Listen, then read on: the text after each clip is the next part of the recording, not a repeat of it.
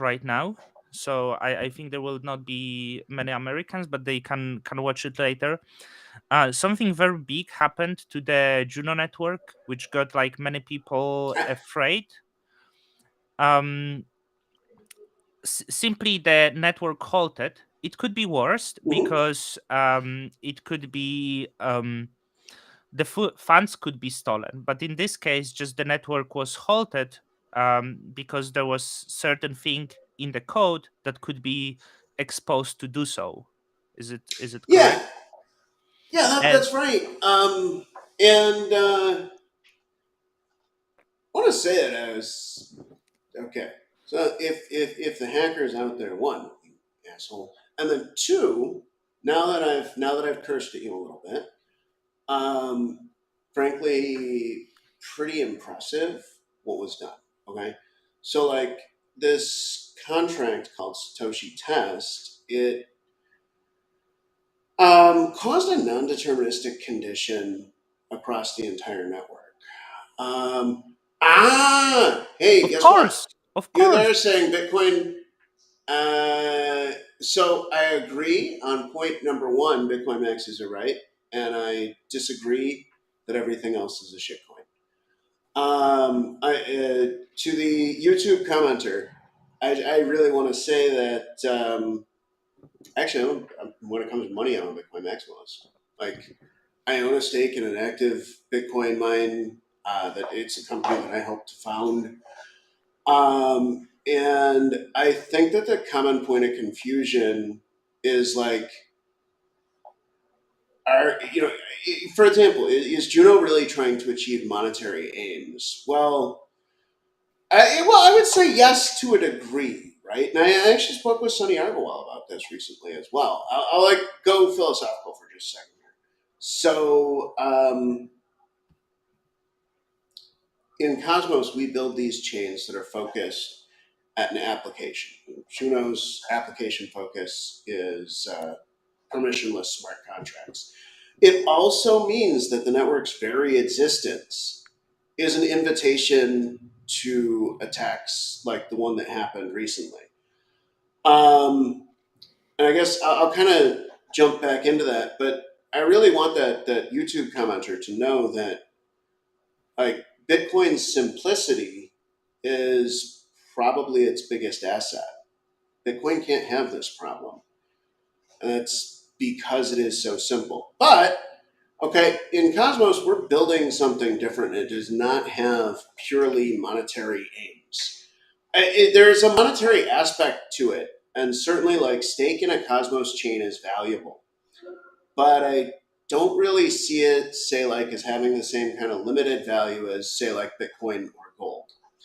Um, the Juno network, the software, it did the right thing when it hit non-determinism. So, what are we looking for in Cosmos, and like how are we defining determinism? Well, one block should achieve a single exact result, um, and if there are differences, right, then it should go with 66% of stake weight. Right, the network should tip in favor of whatever 66% finds. And then the other 33% of validators, the remaining ones, would actually fall off of the network. Okay. And then the chain would continue with the 66% of vote power.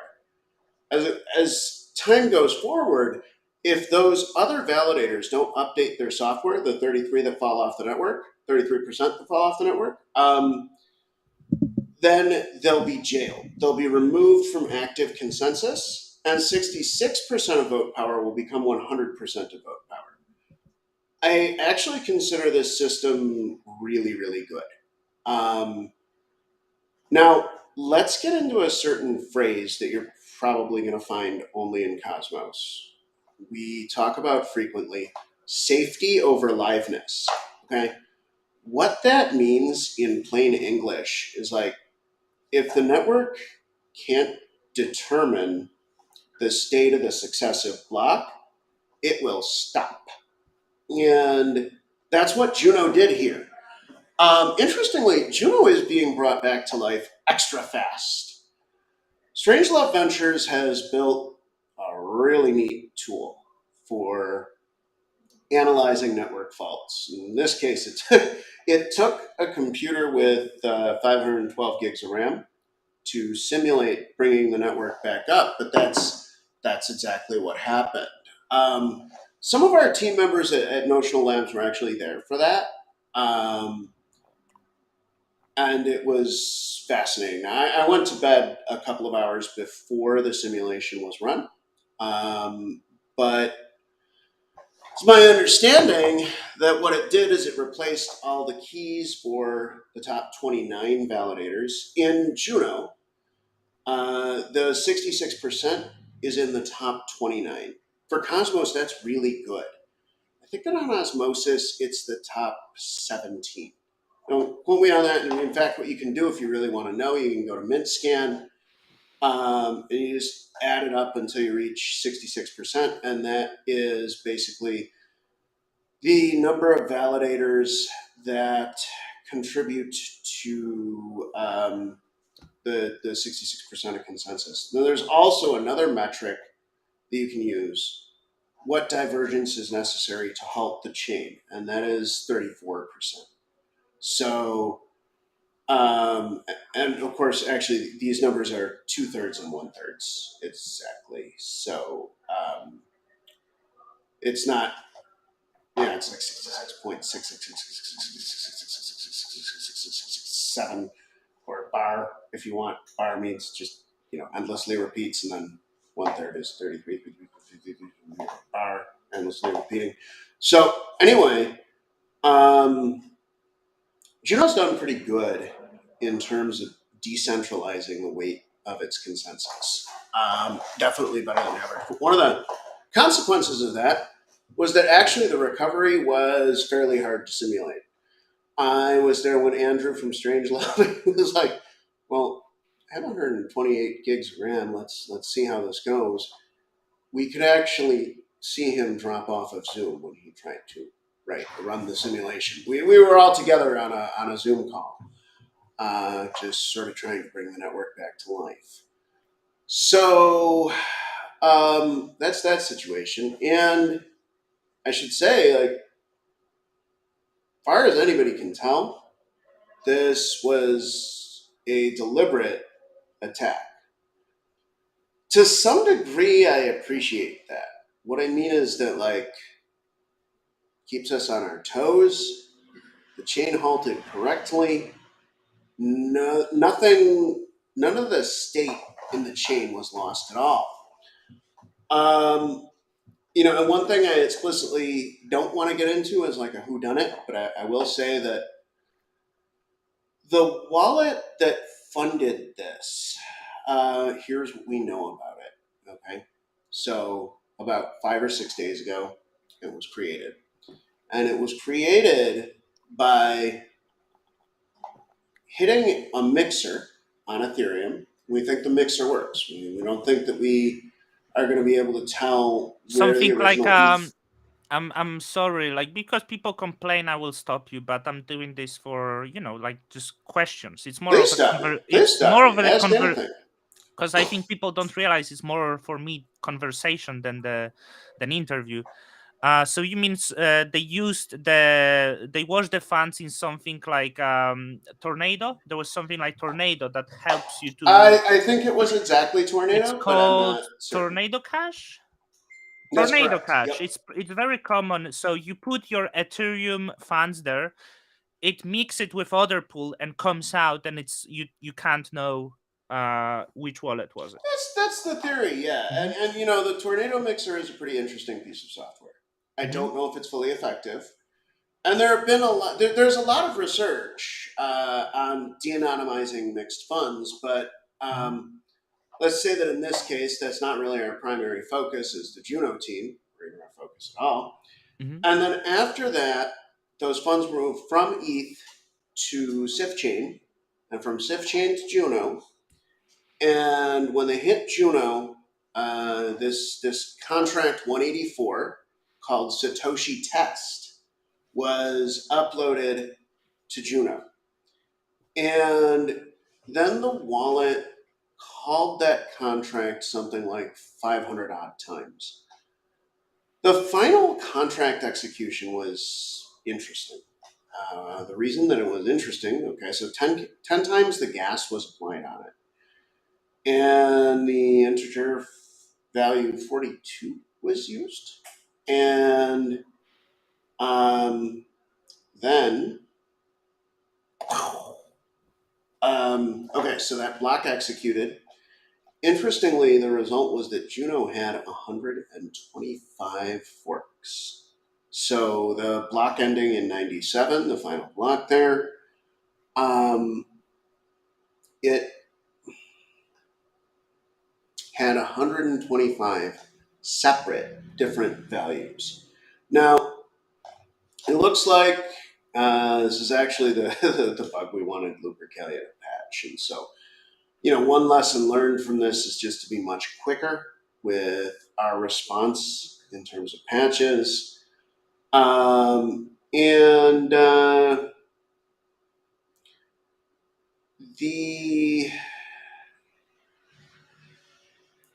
this contract, I mean, guys, let me see if I can pull up that call graph. It's crazy. Um, You can share the let's screens see. if you want to do something. Well, what Tintin I'm actually gonna do is I'm Tin just gonna I'm gonna Tin hold my phone up to the screen. Tintin just commented, "Who is this idiot here? MIR." I'm not sure Oh, if it's me or you, that's Jacob. me. Oh no, we're Maybe both idiots, dude. We maybe good. it's me because I don't know. So I mean, I don't know. And then I don't know what an MIR is, but yeah. guys, like, Uh, okay, here's the call graph for the contract, wow, that's right? that's that's beautiful. That it is. It is beautiful. But like, I mean, have you ever? Could you even imagine? Like, that's what the software did. Um, so, although it looked like the Hello World contract, it's not quite sure that's not the Hello World contract. I don't know what the hell that is. And another thing that we can work to improve on Juno as a result of this. So, guys, right now, here's how you upload a contract to Juno. You will write your contract code. Oh, that idiot! No, he's not an idiot either. Actually, He no. We're the idiots. We're the idiots. And that guy is a Bitcoin maxi. He knows one I true light. so the Zaidmir is like, it's been on my channel for many months, and I appreciate him coming to my lives often. So Ah, yeah, wonderful. we need All right. Well, look, opposition. I'm always down to be an idiot. Um, so, like, the next thing that we can really improve this call graph here. Um, I believe that's after we decompiled the contract. Okay, and I mean, that is insane. Like, oh my god. All right, It could be now piece of art. You could turn it into painting. That's how beautiful it I looks. I should potentially, I'm thinking about printing that, getting it framed, and hanging it on the wall here. That's a good point. Yes. Um, hey, thanks so much, man. Um, In fact, I'll jump into like the next piece of like what we can do to J- this Jake is a systematic thing. Mhm. Jacob, before we get there, can I want to ask you few questions. So the person who did it, we're not gonna speculate who did it, but it had to be person that is familiar with WASM, and there is not that many people. So I would assume this is people very well familiar with Juno Network, and one could assume that it could be some developer from this wider ecosystem. Not saying Juno Network, but Juno Osmosis. It's someone from here, right? And Maybe. and No, I'm only maybe. only maybe, but has to be familiar Only with maybe. WASM. Has to be familiar with WASM, I guess. Use that's Um, because, 20 as I don't, people. 20, 20 people. uh, group of 20 people, or you mean it No, one of 20 people? 20 people on Earth who who we know could do this.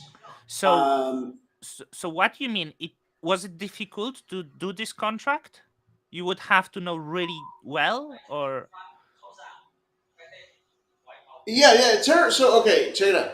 Terra also has Cosmosm, but when I say 20 people, right, the attack seemed to involve a detailed understanding of both Cosmosm and Tendermint consensus, and we just think that's a very small group of people. But here's actually what I said when I was talking with Jake Hartnell, right? Because yes, the 20 people number is like totally accurate. Flip side of this, it's a lot more than 20 very skilled programmers who, if they sat down, could figure this out, right? But it's a large time investment. Like, um, I've met a number of programmers who just learn super fast and super fluidly. Okay, that is not me. Right? It took me years to learn what I know how to do in Cosmos and on other chains as well. So one of these individuals, a shadowy super coder, let's say, they might have been able to figure out the attack in a day, right? It's a differing mind, but it's a very small group of people um, who would have had like the existing knowledge to do this without learning the stack. Um, I don't think I could have written that actually. So there's that. Now, my Rust skills are not nearly as good as some of the other folks working with CW. I really prefer writing Go. Um, there's a reason too. I'll dig into it for just a second. Reason I like to write Go as a programmer is that the syntax of Go. So like when you're reading it, right? It's not too many symbols and stuff. Reading Rust code is different. It has a lot of symbols, weird little pipey things, and so as a programmer, you need to know how to read all of that. And I'm learning because Rust has super interesting security properties. It is well, I refer to three, maybe four. There's definitely four. There are four what I'd call third generation systems programming languages now. So first was Go, and what Go did is like Go.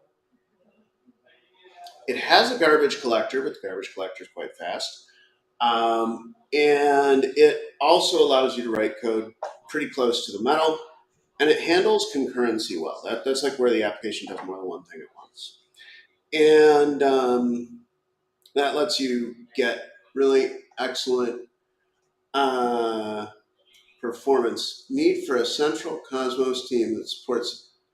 Oh God. and there was previous questions. So yeah, like I Okay. wanted to let you Yeah. speak. All So right. Um, he started with this. Just a query, guys. Know that Juno Network is live for a while. Is there an operation team which manages production incidents? And is there a defined change process in place when we make changes, there like in is. traditional IT? And the next part, or if there is no dedicated team for Juno, is there a need for a central Cosmos team which supports live chains operations, All right, incident, Tintin. etc.?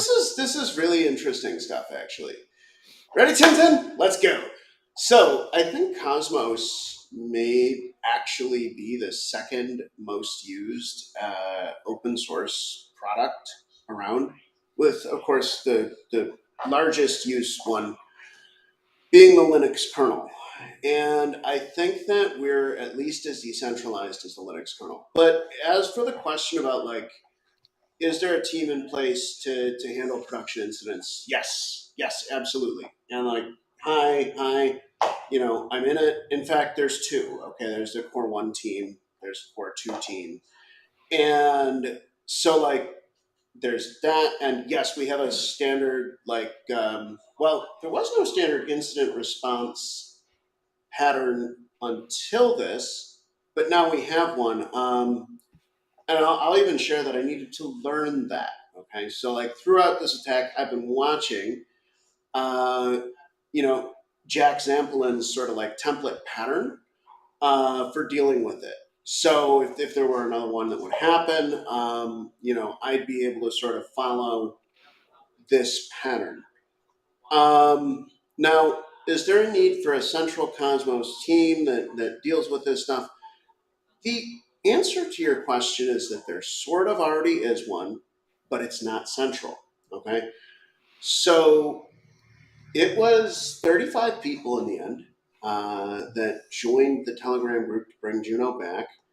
And I want to give a lot of thanks to like people who joined from other Cosmos projects. Frederico from Evmos, Sunny from Osmosis, Dave from Osmosis, um, uh, Onur, and I believe that Onur, and I'm so sorry, man, I'm probably killing Onur's name.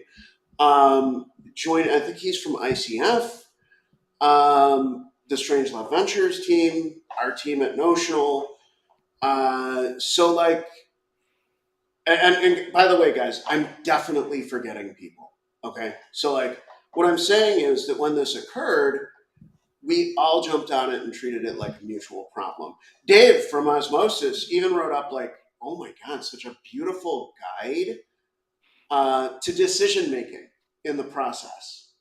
Um, like so he said, well, basically, I don't have a lot of time to dedicate to this right now, but here's what I've done. I've um, typed up for you guys like how to guide your decision making because of course we've had to wonder about how we would treat this if this were to happen to osmosis because this can happen to any Tendermint chain because we've made the design choice of safety over liveness. So because we've made that design choice, the chain, any chain, will stop when it can't come to agreement. um, there's one thing that I'd like to talk about, like kind of unprompted by anybody, that I think can prevent this from happening in the future or improve the situation. I think it's quite important. That is transparency in contract code. This is technical as hell.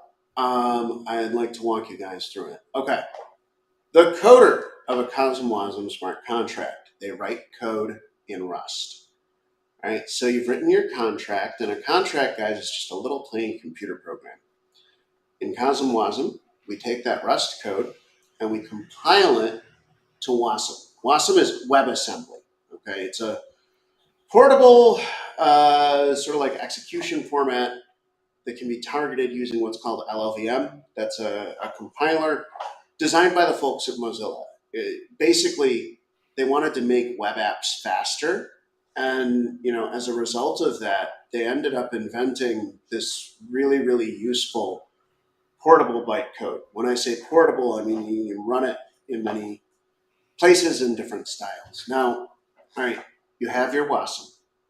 You can upload that WASM to Juno, and you can instantiate and execute that WASM code. Here's the thing: you don't have to share your source code. Okay. Now, on Ethereum, if you use one of the ERC standards, it's really easy to decompile the contract back to the original code. If you don't, it's far harder, but still, I would say that Solidity decompiles more readily than WASM.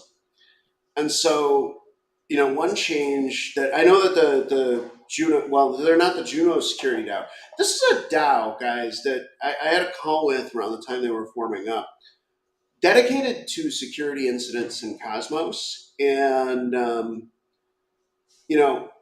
during this event, they asked about um,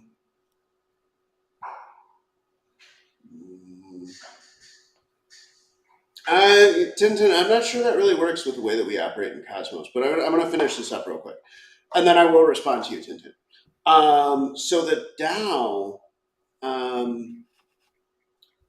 what I said is, guys, I think that I'd really like to discuss with you guys contract transparency as a key issue behind all of this. Having like really clear contract code, knowing what you're running, is important. About 10 days ago, I had incident to decompile a contract. Woo! It wasn't too pretty. So I'm hoping to create a nice pattern in Juno where we're able to match contract bytecode in WASM to the source code in Rust. It's our understanding that if you use the same version of Rust, it's deterministic. You'll get exactly the same output, and that's what you want.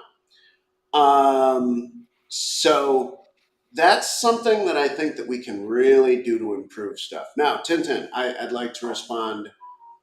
One network will be perfect. Never, because people make it, right? And we don't make perfect stuff. I want to say the perfect things do not exist. Perfect thing is an utopia, and that never ends well.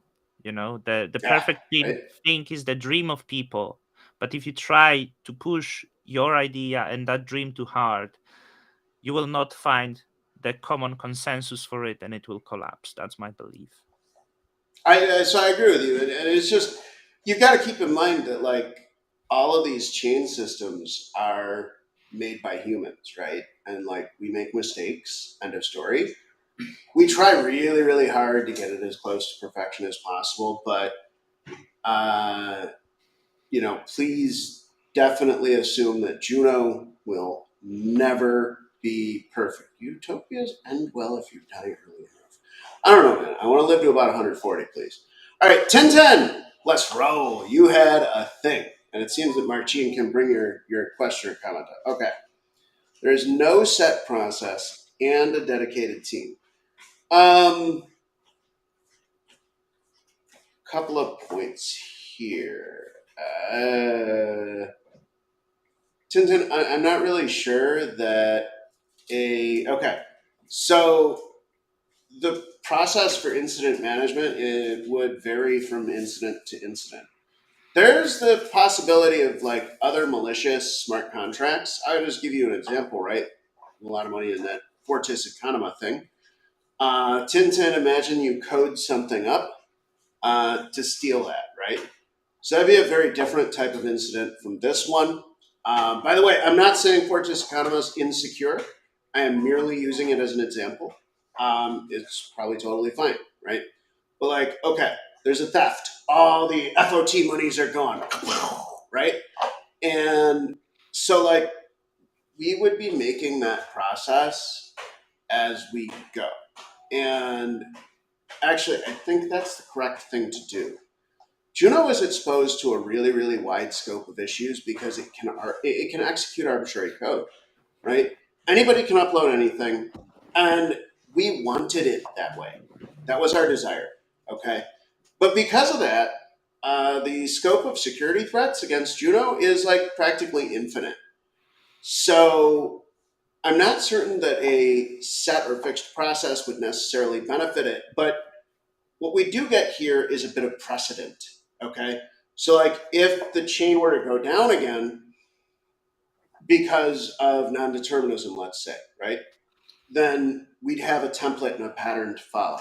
And I hope this kind of addresses your concern, Tintin. In terms of central funding, we sort of suck at that in Cosmos, like overall.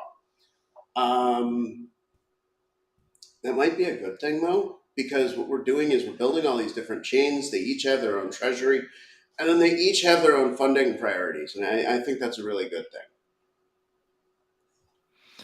Um, can I ask you? And there will be few other questions. I want to go back to Please, got the 6 minutes left here. yeah. I That's why I want to squeeze the. So regarding the attack, I was watching the game of notes, and they said the upgrade was ready nearly month before. But what I would think that the person knew about the upgrade, and probably this contract was ready ages before. And it also seemed that this person that did the maybe attack, they knew the network will halt, of course. Would you consider this was just a mere joke of the person, or like really some malicious activity? And also, like, the attack happened just minutes after the Wolf contract tweeted that the upgrade is going to happen in like 6 hours or something. So it seems they had it ready and they were just waiting. Like, maybe not month before, because you said the wallet was created 6 days before. But would you say it was just a Well, joke? we don't, we don't know. And this, guys, this is why I really want to match source code to compiled WASM, like as much as possible. Um, because, like, yeah, actually, so Fabian, I'm 100% with you. Okay, like this is going to help in a number of dimensions, and provided that when we get back up, the channels in and out of osmosis operate correctly, this will be a huge vindication of the safety over liveness design. Because what it basically means is that, like, we're able to diagnose a situation where there is non-determinism, fix that, and then successfully come back up. That's really a big deal to me. And, actually, Fabian, one thing I will say is, like, I never really think about it as funds or money, because then also, like, your brain will melt, right? Because I was working on a $1.25 billion problem, right? And then your brain will just completely melt out of your ear. I've seen it happen, right? Like one time I had to put my brain back in after it melted out. Um, but like basically, I think about it as accumulated state, right? And that it's the data that's sacred, and not even like the money. And yeah, it's super cool because the attacker was not in any way, shape, or form able to successfully corrupt data prior to the block ending in 97, which is the last one that we've produced. Um, so that is, basically all of that. I think that after we're back up, Go on, go on. I just well, no, I'm just reading the question. Um, yeah, Nazru, I what can I say? The network did what it's supposed to do. This is the design we believe in. This is the design that, like, the engineers have put years into. Basically, a system that when a problem is seen, the network just straight up stops. Okay? So, like, oh, here's an interesting thing. Talk about the whole cosmos suffering. Yesterday, Sonny Argowal made a really interesting point. He was like, no, we're sure that the decline in Juno prices has caused a decline in Osmo prices. I'm like, right? I'm like, eh? And he's like, yeah. No, check this out. So what he said was, when somebody wants to exit a Juno position, they typically sell in the Juno Osmo pool. Okay, now they've got Osmo, right? And then they exit via UST, which then drags down the price of Osmo. It was a fascinating conversation last night on updates from the lab. He just bought Juno at 44, and now it's half. Sir, I feel you. I do. The ELI 5 on ICA. Nicholas, if you're cool with it, I'm super happy to go through it with you, but actually, I've got to jump now.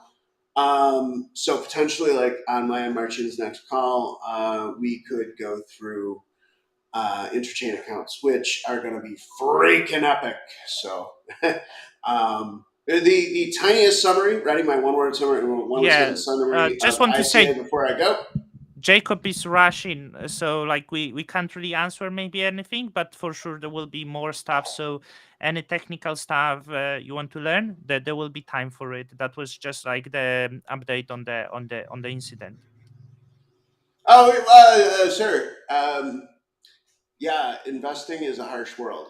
Um, the last commentary about buying Juno at a high price, and like now they're like Juno doesn't even exist publicly at this moment. I do believe that Juno's going to do its happy thing back in the happy direction, and thank everybody for watching. I'll see you guys soon. Yeah, thank you, Jacob. Yep.